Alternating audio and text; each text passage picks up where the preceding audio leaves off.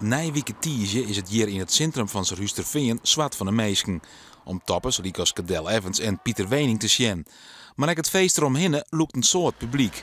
De gemeente wil met camera's vooral het centrumgebied extra goed in de gaten houden. Het is zo dat na de proefronde vaak daar natuurlijk nog de meeste mensen heen blowen. Daar worden ze goed op een goede professionele manier tafelsjoch op houden. Vandaar dat ik dat gebied juist ervoor zocht heb.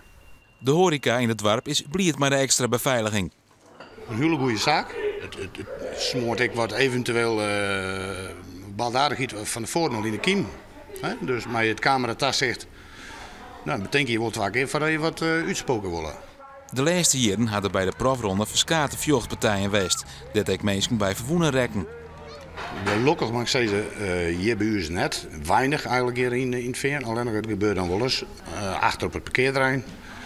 En dat is dan letter op een jongen, op een nachtkist zo zeggen. En dan is het natuurlijk fijn dat je een camerasysteem hebt, een bewakingssysteem. Omdat er dit hier gebruik maken wordt van camera's, zullen er net extra politiemensen ingezet worden. Dit is een experiment. Hè. We moeten zien van wat is het effect van het cameratafelsjoch? Wat levert dat uiteindelijk op? Aan misschien minder inzet van politie.